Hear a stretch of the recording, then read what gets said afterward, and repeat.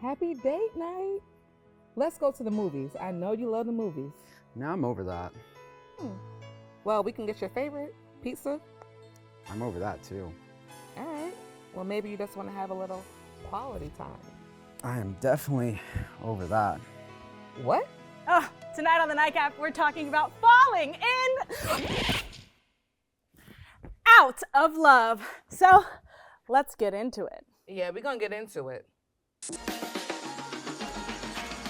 Yeah, what's up for a nightcap? Chill, you know, kick back. Welcome to the Nightcap. It's your girl, Carolina Sanchez. And baby, we are talking about falling out of love, which sounds so difficult, so hard, and insufferable. We've got Paul Zahn here ready to discuss. Next to him, we've got Bonke, the author. Sitting next to her, we've got John Cantu. And across from me, we've got Zadra James. All right, Paul, thank you for these cocktails, because baby, we about to get deep and it's about to hurt. Cheers. Okay, falling out of love. How would we describe it? Horrible, miserable, painful, sad. Those are some words I'd pick. Oh, at the end. Yes. That's Yeah. refreshing. Refreshing. At the end, after you go through all the emotions. Okay. Oh, she want to be all healed. Okay. Yeah. Refreshing. That part. John, Yeah. John, you got any adjectives? I mean, you He kind of nailed it. all. But yeah, I completely agree. It's you feel helpless. Yes. Okay, we're gonna work our way to refreshing, but let's start with the horrible, insufferable, painful, ugly. Paul? Yes, I had an ex and we fell out of love, but we continued to stay together and realized that we were codependent. So I think the challenge there was we would break up, get back together, break up, get back together, realizing that we were just codependent at that point. So the falling out of love was sad and devastating and everything like that, but getting past the codependency and being independent again was super challenging. But yeah, so it was. That was a big- twofer. a- It sounds toxic. Yeah, it was Very toxic. toxic. That's why I blocked him on Instagram. It sounds like really good sex, though. Yeah, it wasn't bad. See? It wasn't and, bad. And that's what happens. Yeah. Yeah, for me, it was a slow simmer. You know, looking back at it, I was definitely dignitized. And that's why since then I've converted to petite penises. Yes, yes. More emotional control that way. You gotta go watch a few episodes back with Bonke where she talks about how she enjoys micros now. The minis. Really? The minis. How could you? Oh my God. Your feelings don't get hurt.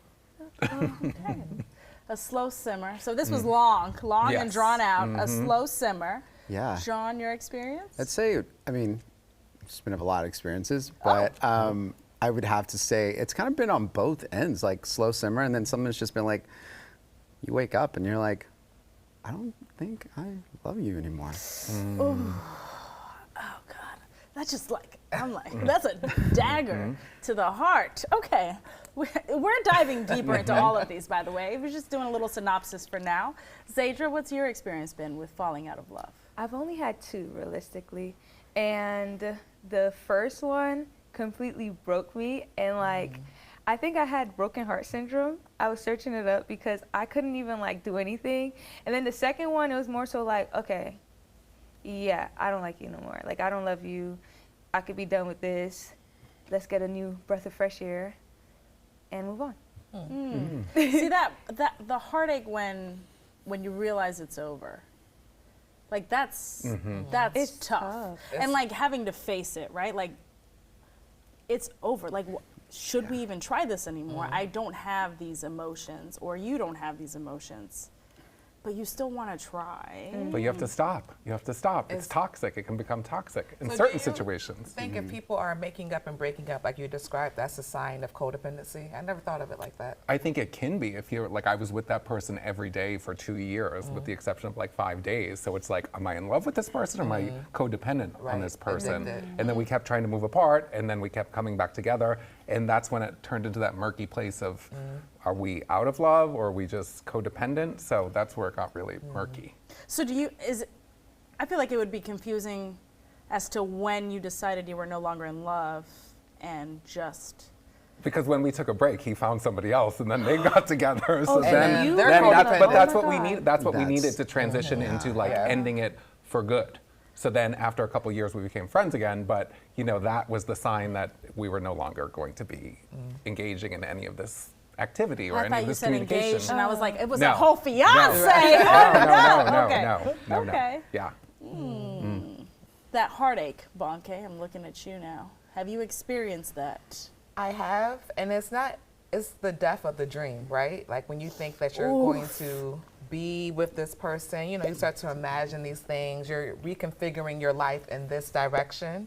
And even if you're the person who realizes like this is not it, it's still grief, Yeah, that's a great word to describe it. Yeah, you have to grieve the relationship and everything that you have to. I mean, you think about it, you're there's no more you going back to their place. There's no more either waking up next to them. There's no, someone else will fill that space. And to grieve that, the future that you thought you were going to have with this person, and the things that you talked about, and to come to realization that it's not going to happen. It's going to be someone else. And how do you feel when that other person is there? And this is why you got to block them on everything. 'Cause you don't want to see the other person. I don't want to see right you now. with the new bitch. I want to don't. see. I want to see. Yeah, have I'm to good on see. that. Oh, you want to see. I want to see. You're a Why? masochist. Because no, I just have to see simply. Well, I wouldn't block them, but I want them to see me, and I want to face it. I feel like blocking is somewhat kind of running away in a way, Okay. and I need to just get over it. Oh, she wants it all. She's a I want master. it She wants that smoke. All right, listen. Well, you stay right there because we got more about falling out of love coming up next.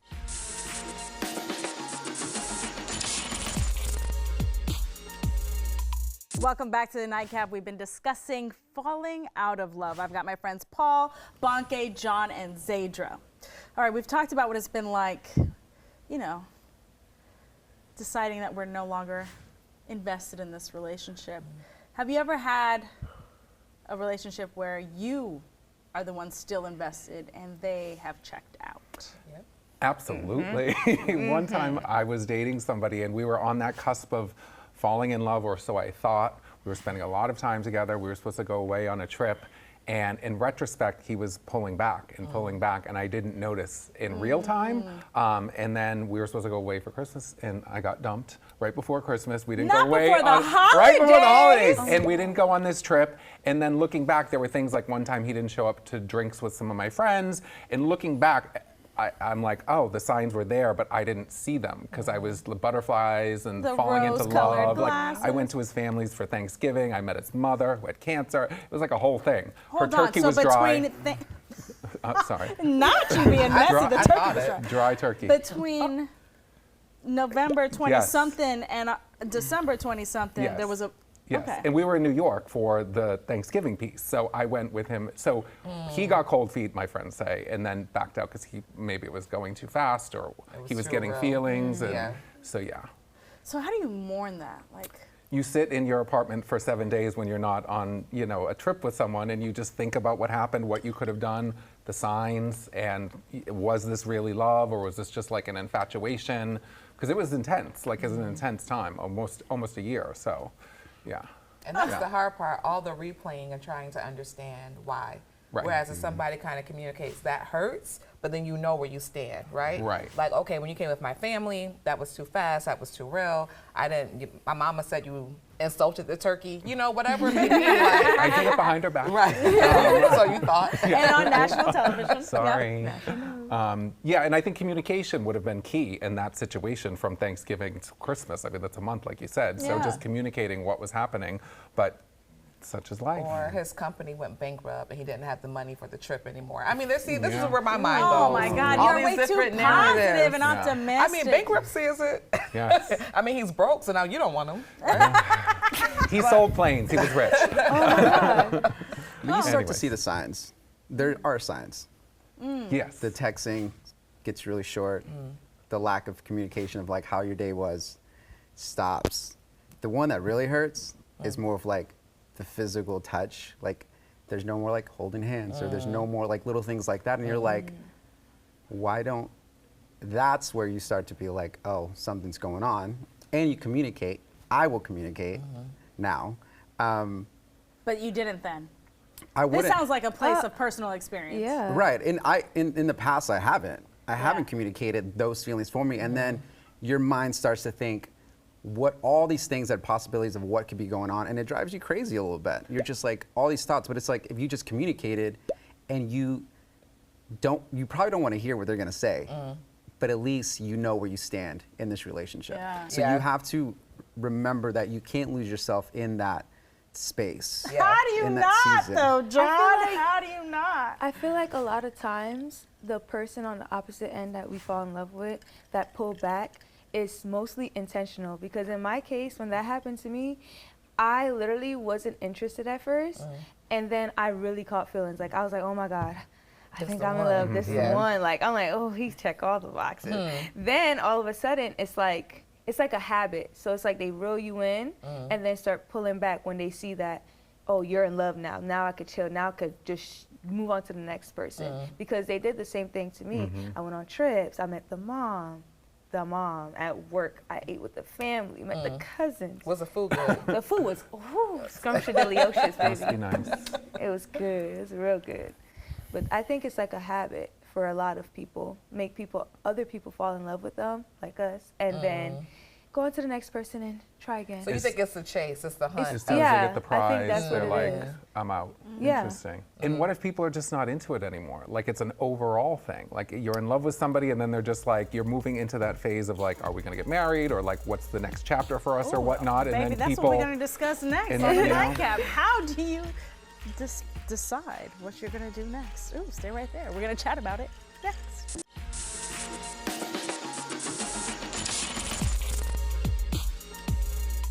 Welcome back to the nightcap. We've been discussing the heartache of love, which is when you fall out of it or someone falls out of it with you and you're stuck in hell.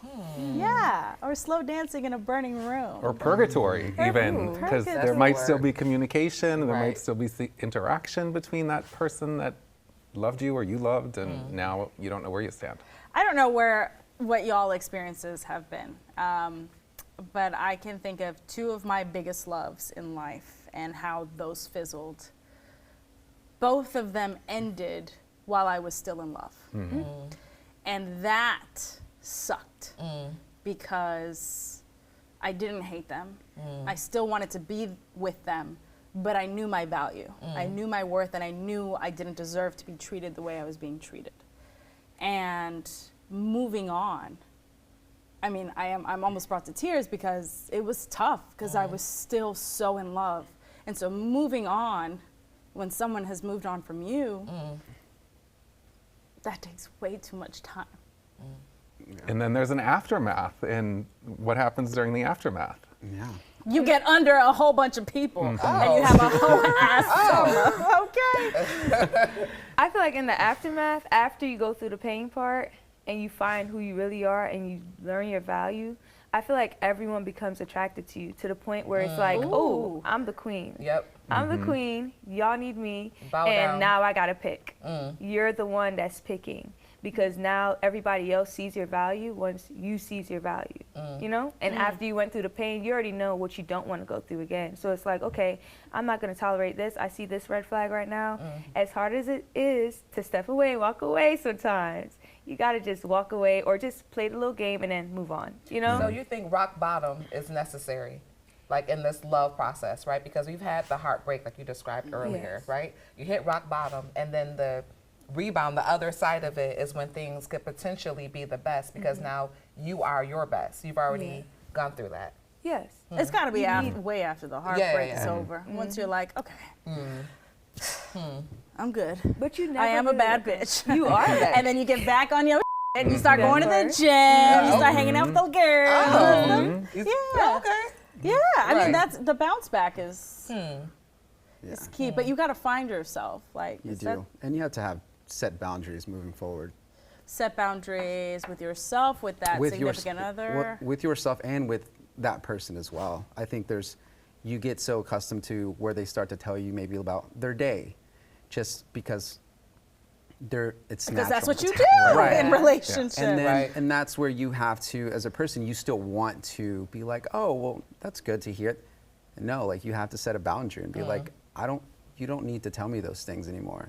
Oh, when you still want to communicate Right. after the Or fact. there's, yeah. You can though. I think it's okay.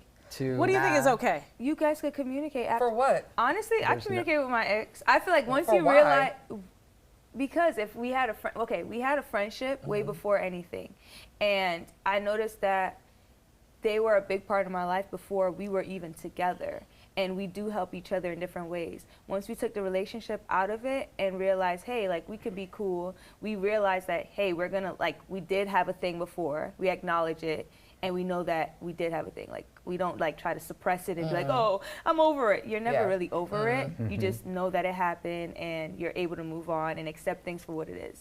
You know? Zadra, I feel like you in your own category, right? I feel like that's how you healthy have for to me. live. Yeah. I'm not that healthy, but it takes time. Like, it took me time.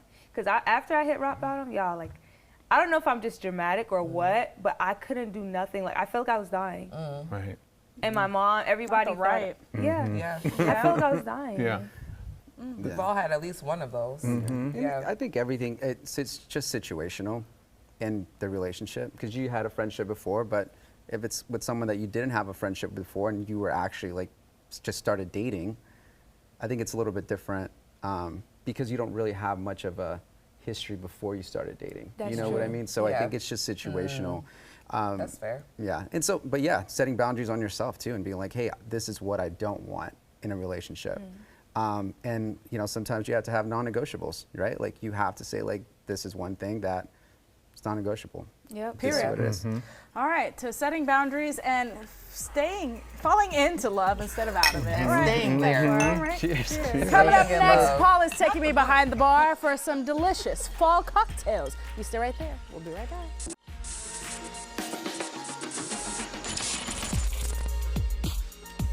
Welcome back to the nightcap. Listen, we fell out of love, but I'm about to fall in love with some cocktails because we got Paul Zahn here, our entertaining experts, and you're here to do what, baby?